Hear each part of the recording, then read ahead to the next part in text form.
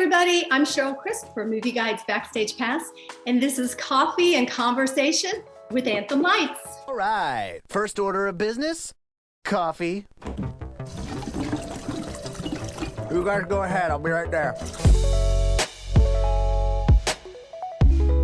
Your band is amazing, Anthem Lights. You have 5 million followers, and you have 500 million streams on YouTube.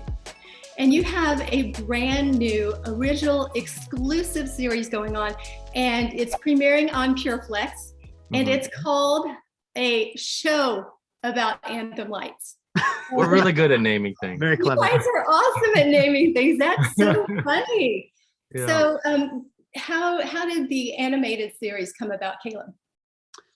So we're always trying to do creative, fun, interesting, unique things to interact with our audience. You know, we've done all different genres of music. We've toured. We've tried pop songs and rock songs and acoustic covers, and we did a hymns album, and we've done Christmas. We're doing all kinds of things, always looking for new opportunities to sort of grab eyeballs and hopefully find a new audience. And so our longtime producer, Rob Hawkins, good friend of ours, approached us with this idea of making our lives an animated series. Four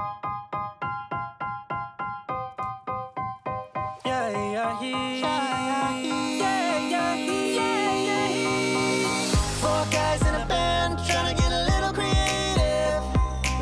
So we jumped into a world where everything's animated. Isn't this nice? It's a show about Anthem Lights. Yeah, that's really, really cool. So you guys officially join the ranks of other animated bands like, you guys might not remember, but Josie and the Pussycats, Okay. the Partridge Family, and Jackson 5 are all animated shows. It's really, really fun. And so what does it mean to you guys to have this opportunity for the animation and to reach more of mainstream?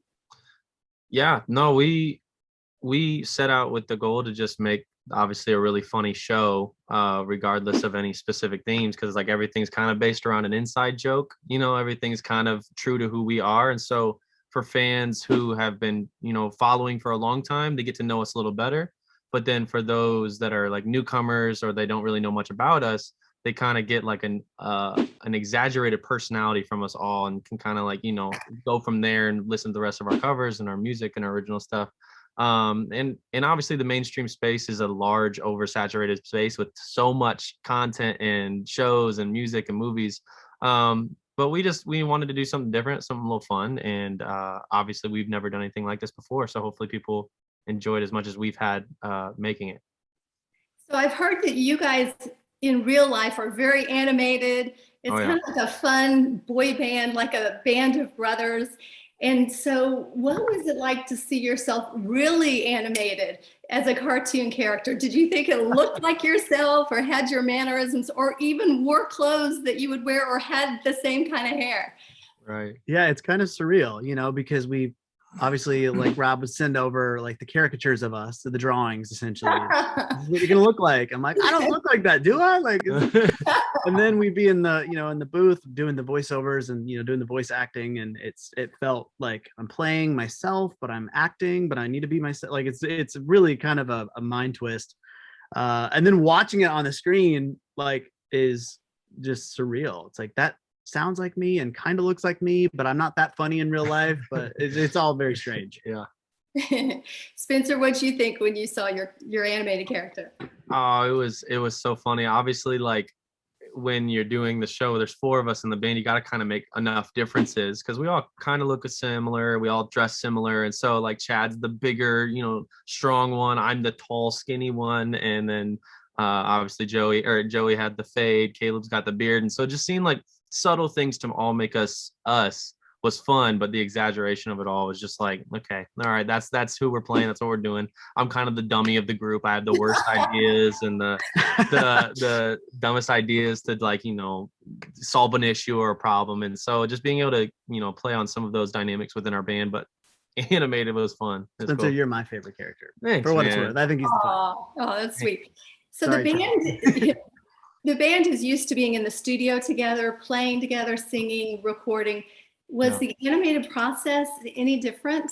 Well, truthfully, it was way more fun because we didn't like when we're working on music, it's on us. Like as the band, we're creating the content. Like it's we're sort of like guiding it and shaping it, and the quality rests on us. Whereas the show, we just got to show up and kind of read the genius lines that Rob wrote and just like trust him that like once he's got what he needs, he's going to make it great. So the kind of the pressure was removed from us because he sort of took on that mantle. So I always looked more forward to the animated days than the, just making music. No, I was gonna say like we have our work days in the studio with Rob, and typically we get a little loopy after you're in there for so long. You're kind of goofy and giddy or whatever, and so being able to kind of take that energy and have it still work for what we're working on. Like you can't always be laughy and smiley in a sad song if that's what we're recording that day. So being able to just kind of access some of that energy when we've been working since in the morning and it's almost done with the day, and you're just like, oh my gosh, get me out of here. At least it can go play to your advantage with the show. Confession, I was going to watch one of the shows for research for today, and I watched 4 in a row. It was, yes, it was so cute. I loved it. I was just cracking up. I really loved it. And the one of them that I watched, it had a song "Stranger on the Internet."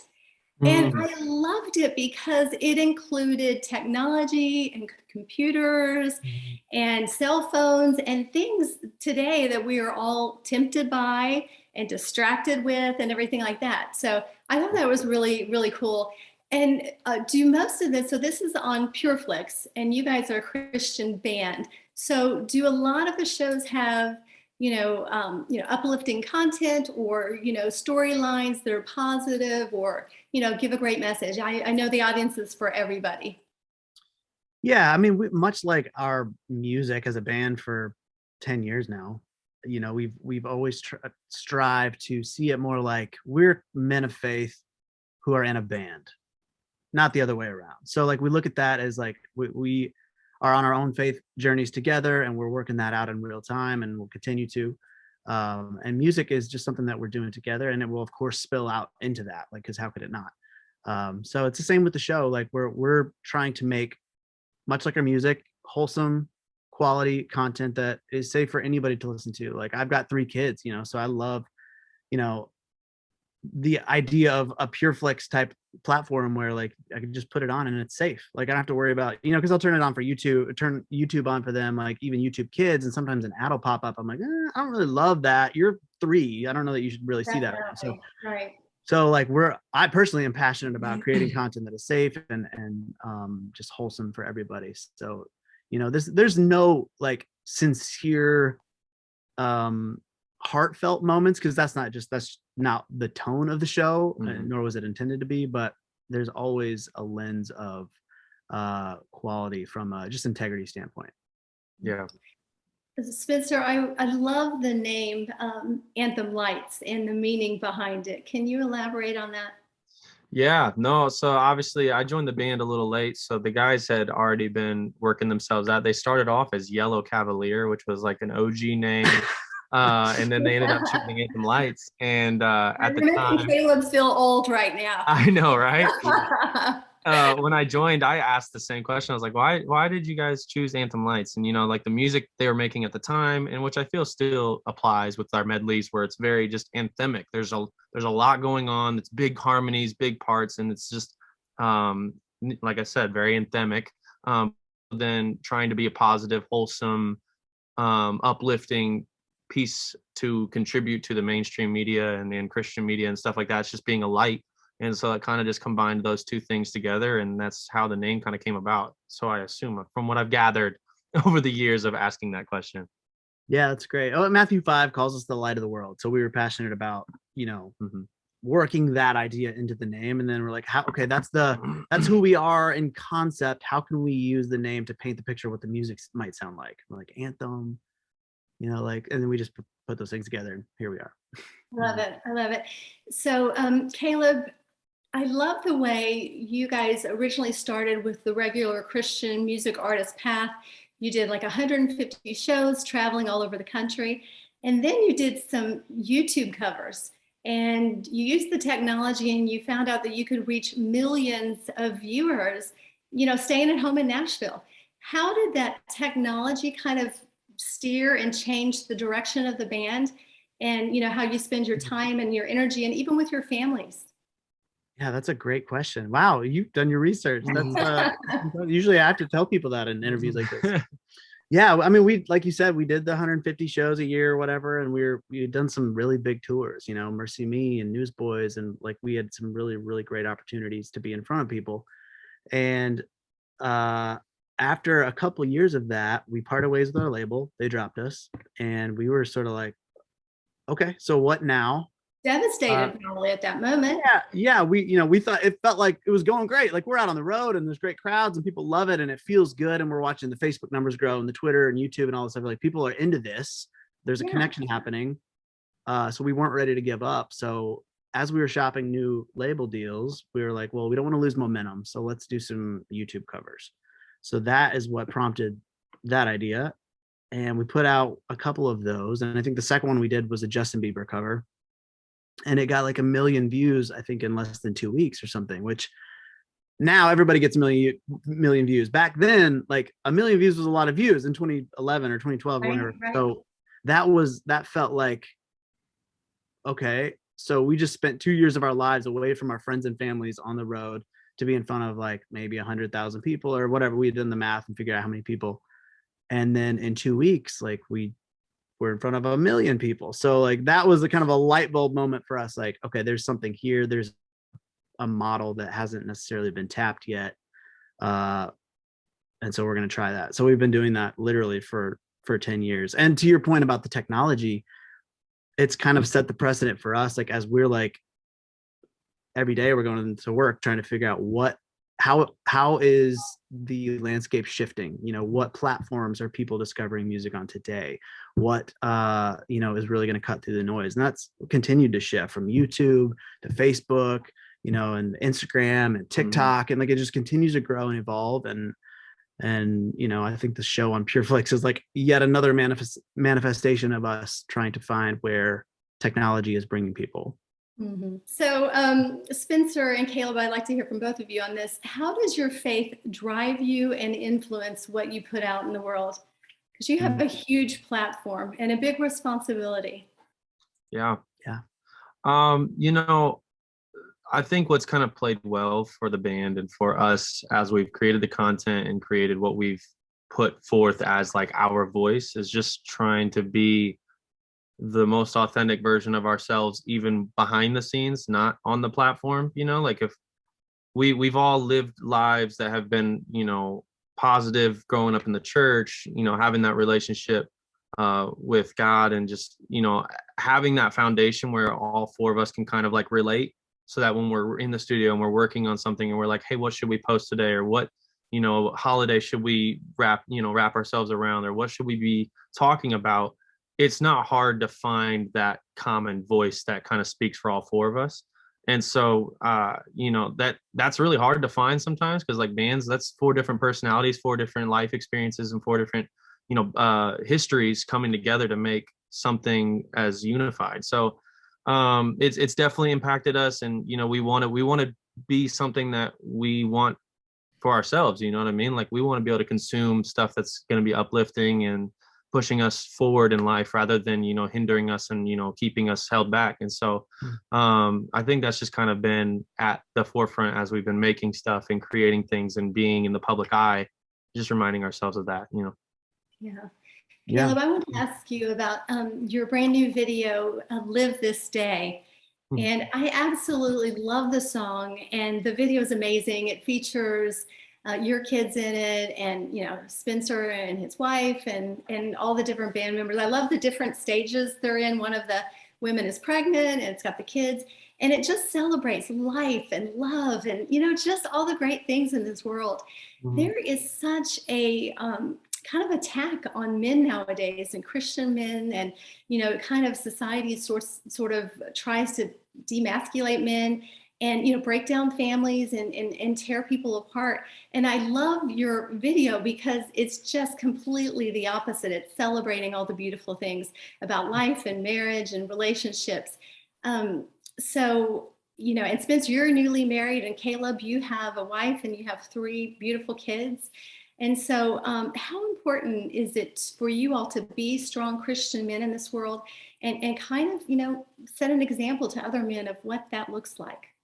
We've specifically learned this in the last couple of years of our career, like how important integrity is, and being authentic, and what you say has value, and what you portray online and what you do behind the scenes. Like there's, that's important. These things matter.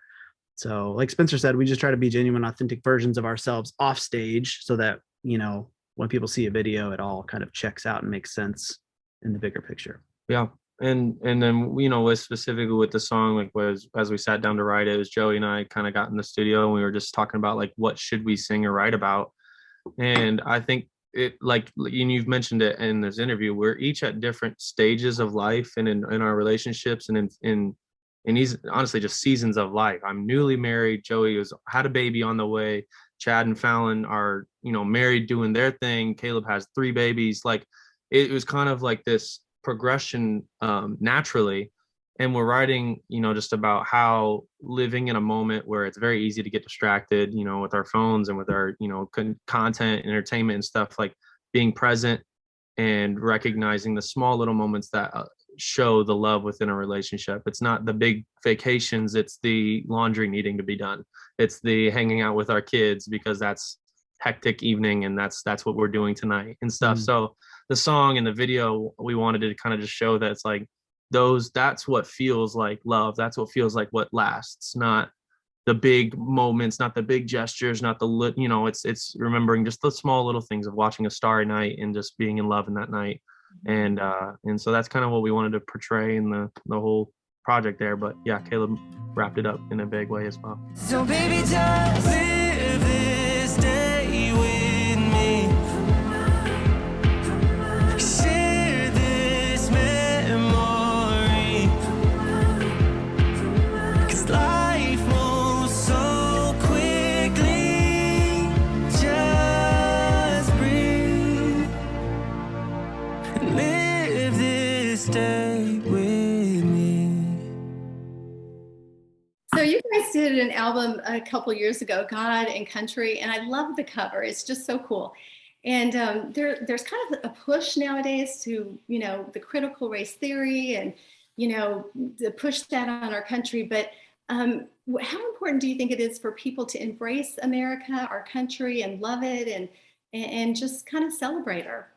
Really, the thing, I'll just share the thing that I've learned through all this, and that it's important for me to just have a listening ear and a posture of humility, and Jesus says they'll know you by your love, not by your belief system, not by your opinions, not by the church you attend, but your love. And so to me, like the greatest way to love someone is to sit down in humility in front of them and just hear from them, and hopefully they'll give you an opportunity to share as well, and fostering that atmosphere of discourse, I think, is important. So hopefully, if nothing else, we've all learned that as Americans.